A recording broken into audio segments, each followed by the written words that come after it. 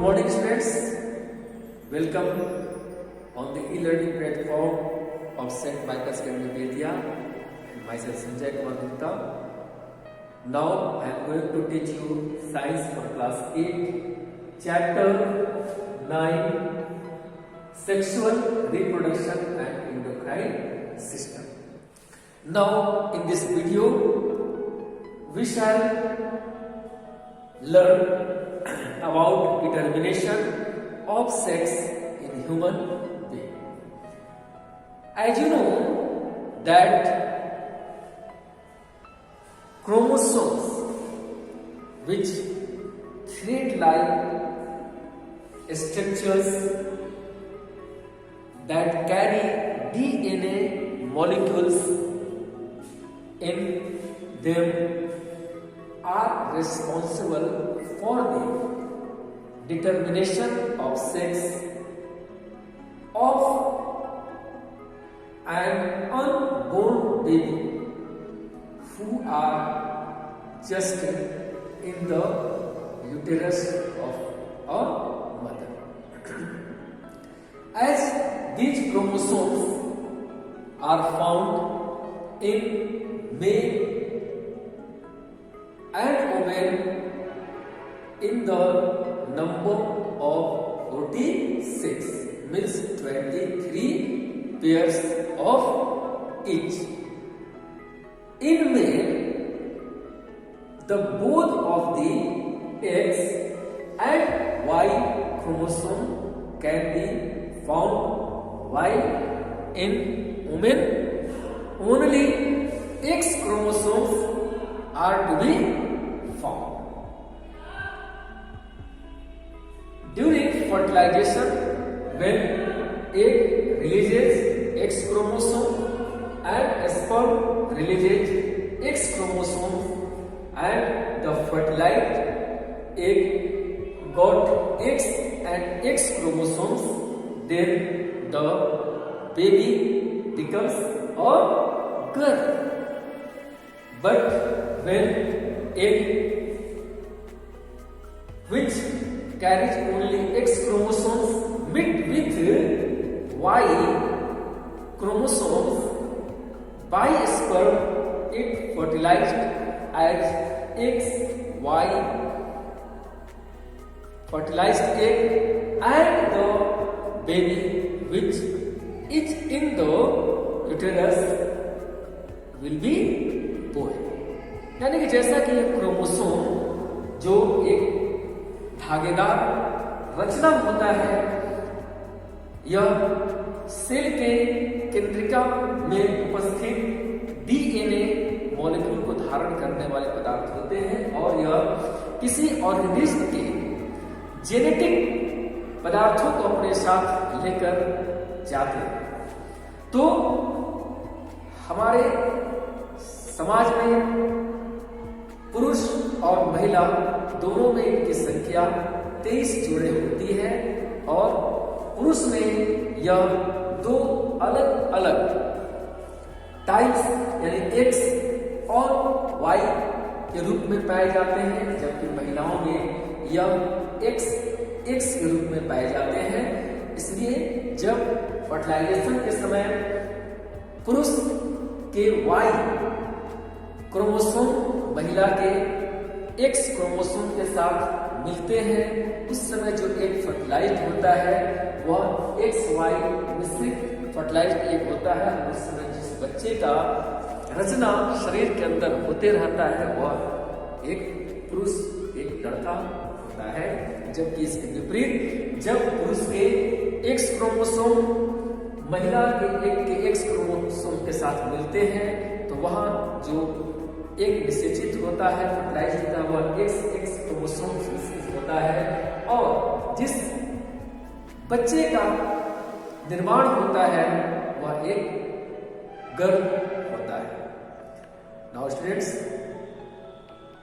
Adolescence is the period when a boy reaches at the stage of being a young man. And this is the period when a boy or girl just remains at the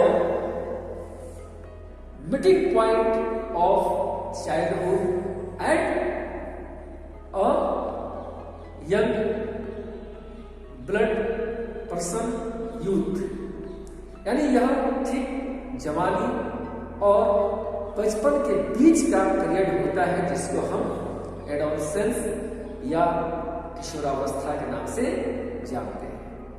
और यही वह stage होता है, यही वह उम्र होती है जब बॉय और गर्ल के शरीर में कई तरह के परिवर्तन देखने को मिलते हैं और यहाँ हम उनके बीच आसानी से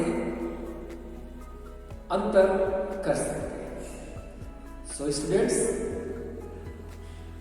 about this we can know more from our book. So let's start reading book and try to get more and more knowledge. Determination of sex in human beings. All human beings have 23 pairs of chromosomes in the nuclei of their cells. 2 chromosomes out of these are of sex chromosomes named X and Y. Students, जैसा कि आप जानते हैं, chromosomes cell के nuclei में पाए जाने वाले डीएनए वाहक स्ट्रक्चर्स होते हैं और ये किसी मनुष्य में सेक्स डिटर्मिनेशन के लिए जाने जाते हैं। अ male has 1 X and 1 Y chromosome. A female has 2 X chromosomes. Half number of male gamete carries X chromosomes and the other half carries only Y chromosome. All the eggs of female carry only 1 X chromosomes. When a sperm containing X chromosome fertilizes an egg, the zygote could have 2 X chromosomes and develop into a female baby.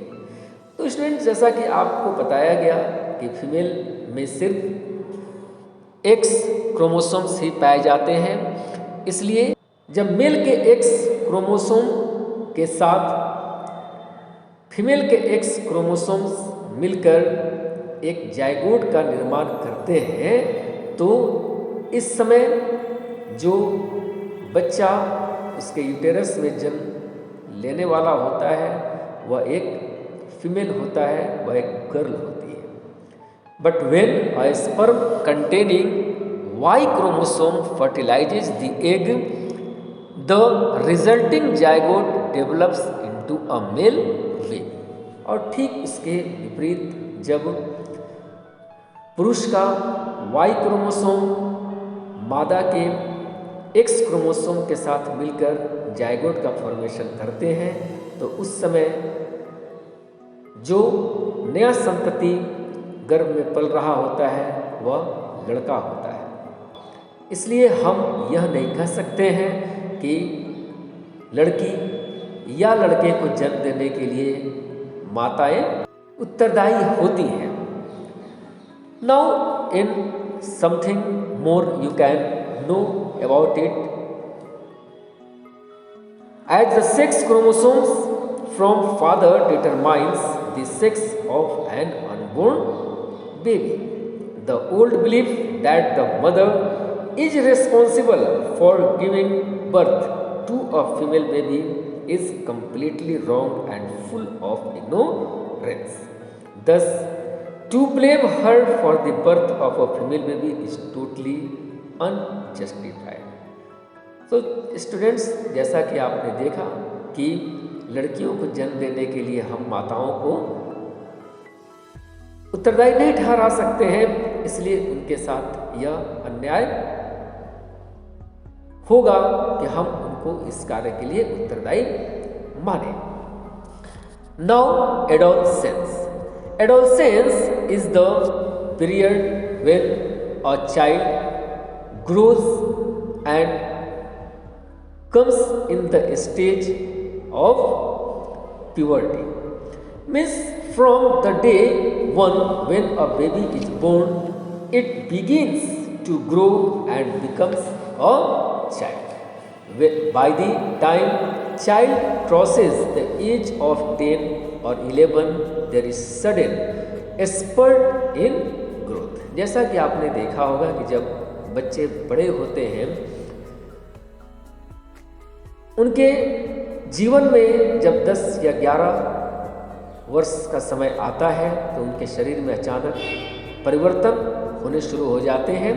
The changes taking place in the body are part of the growing up process. क्योंकि इस तरह के जो परिवर्तन है वह उनके शारीरिक वृद्धि की एक प्रक्रिया होती है. And the time period when the body undergoes changes leading to reproductive maturity is called adolescence. यानी ऐसी समय अवधि जब एक बच्चे का शरीर परिवर्तित होने लगता है और उसमें रिप्रोडक्टिव मैच्योरिटी आने लगती है, तो हम इस अवस्था को एडोलसेंस या किशोरावस्था के नाम से जानते हैं. Adolescence is the period of growth and physical differentiation in boys and girls between childhood and adulthood.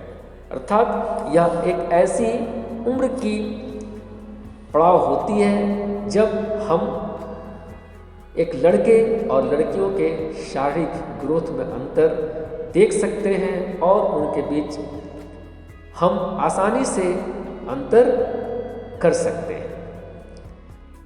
यह स्थिति उनके वयस्क और बचपन के ठीक मध्य की स्थिति होती है.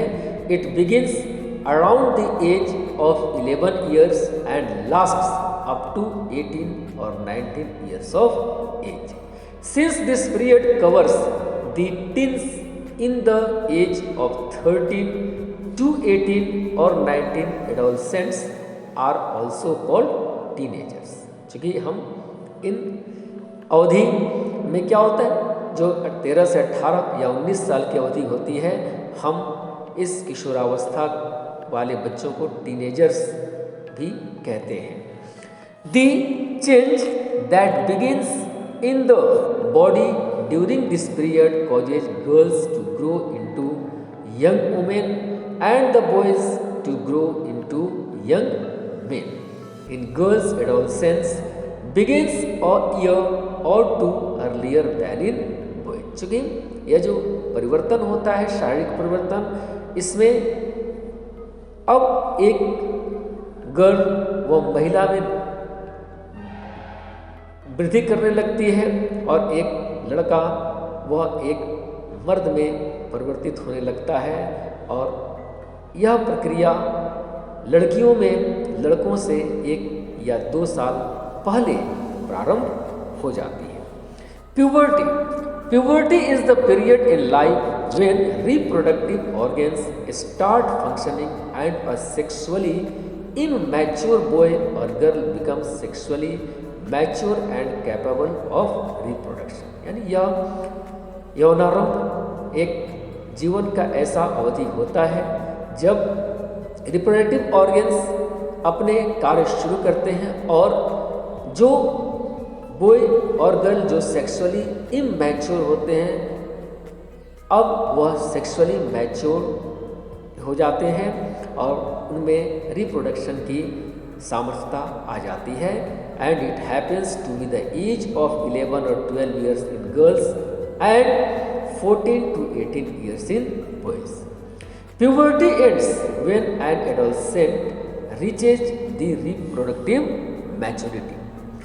At puberty, in the males, the testes start producing sperms and in female ovaries start releasing eggs. क्योंकि इस यौनारंभ स्थिति जब आती है तो मेल के टेस्टिस में स्पर्म का निर्माण होना शुरू हो जाता है और फीमेल महिलाओं में जो ओवरीज होते हैं अब वह एग का फॉर्मेशन शुरू करते हैं और एग रिलीज होना प्रारंभ हो जाता है। So students, what kind of changes can be seen in puberty, about them we shall learn in the next video. Till then, thank you.